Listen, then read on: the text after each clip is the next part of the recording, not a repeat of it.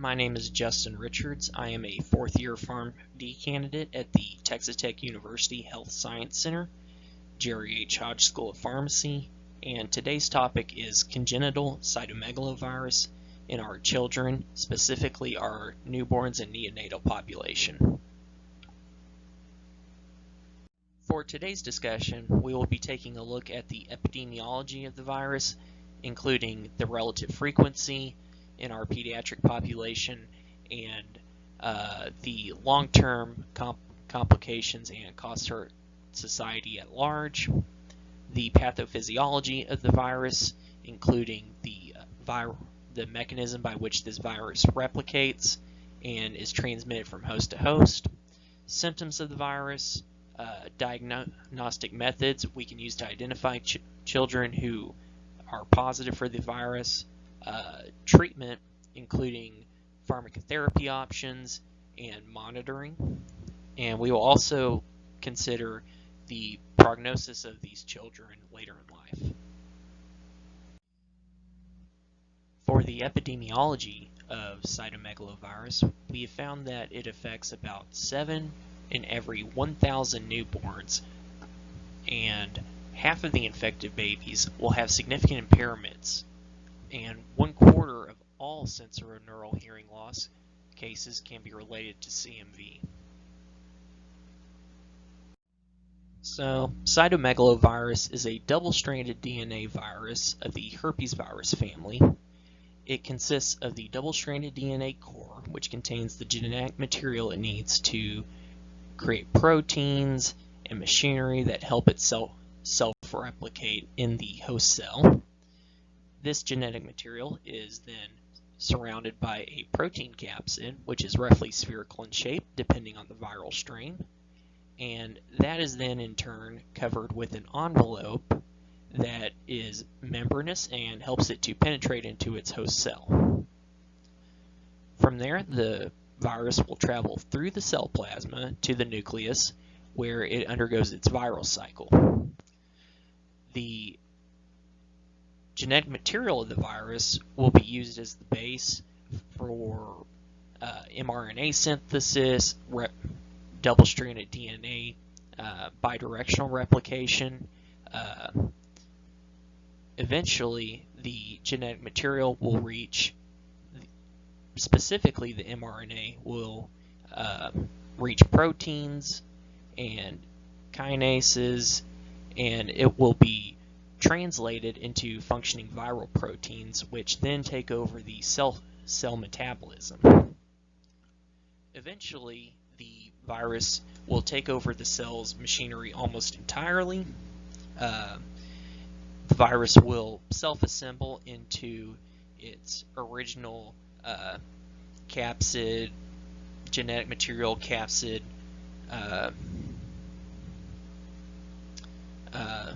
packaging, and from there the virus will fill up the cell until the cell dies and eventually lyses, releasing the virus.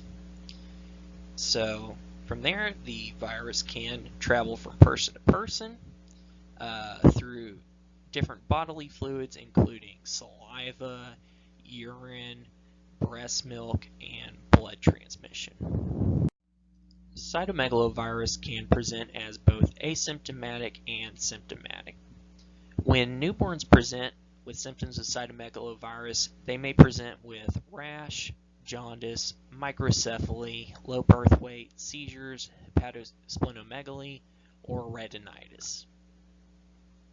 The diagnosis of cytomegalovirus in newborns can be made by the PCR of saliva or urine.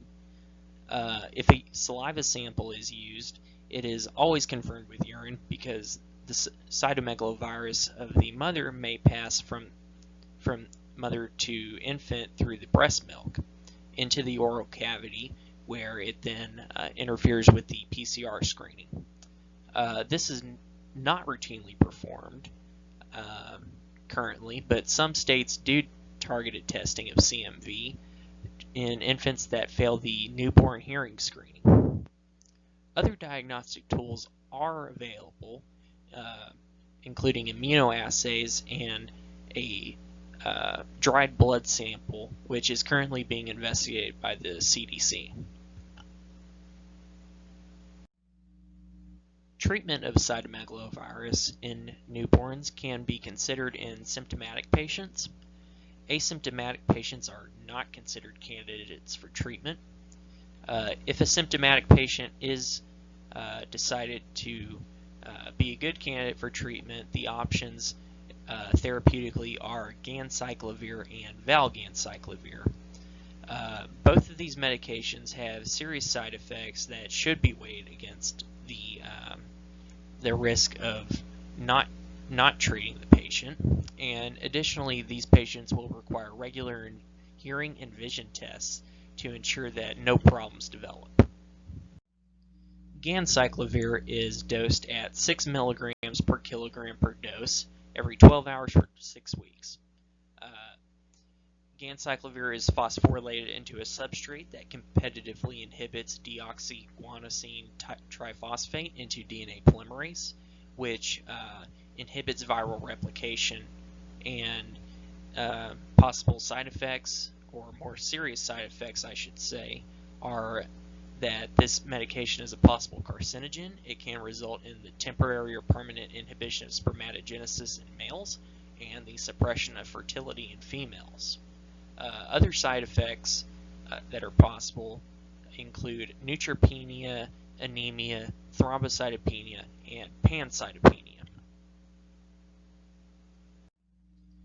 So, Valgan Cyclovir is somewhat similar to Cyclovir.